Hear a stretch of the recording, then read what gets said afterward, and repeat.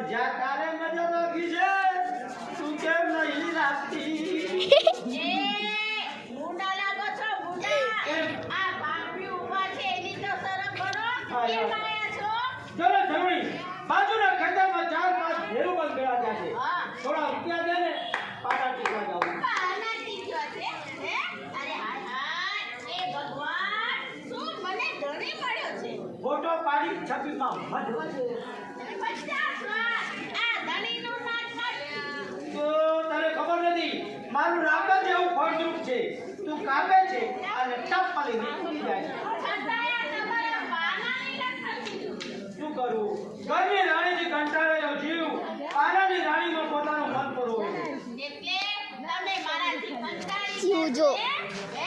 એક તો એવું છે સસરાના ઘરમાં. આ સસરાના ઘરના બોલાવતા કરવા છે. અને દીકરી છે ને તો તમે છો. દેતા દીકરી હું જમાઈને ઊંઘોડી દેવો. ફોટો પાડ. ફોટોની પાડતી વિડિયો ઉતારું. હું તારો વિયોગ નથી બેટી શકતો. તું મારાથી શેષ આવી જાય છે. એ તો હાલ બધા લાયા આંખમાંથી લીંબુ આ બધા લાયા છે. એટલે આવડો દેખાતો નથી. દિવસે જાગતો નથી.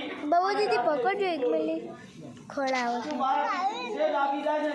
કોક હોતું હોય. મજા નથી આવતી. મારા દિલમાં ધબડક ધબડક થાય. આને વાતે વળગાડી અને કબાટમાંથી 5000 રૂપિયા કાઢી લો. એ આવો. હા એ તારો ભાઈ મોહન ઓ આકે છે અને તારી ભાભી ઢેરડી બની અને થનગન નાચે છે. એ તને ના આવડે તો કાંઈ નહીં, કોકનું જોઈને તો શીખ. એ મારી કોઈનો કાંઈ શીખવાની જરૂર નથી. તમે અહીંથી જાઓ. મારા ભાભીનું કામ છે. એ લાગી સંતોષના હૃદયમાં ઈર્ષાની આગ લાગી. ભાગવા દે મારા બાપ, નહીં તો કબાટમાં જે 5000 પડ્યા છે ને એ બી ગાયબ થઈ જશે. આવું છું તારી જાતની ફૂલીની રાણી.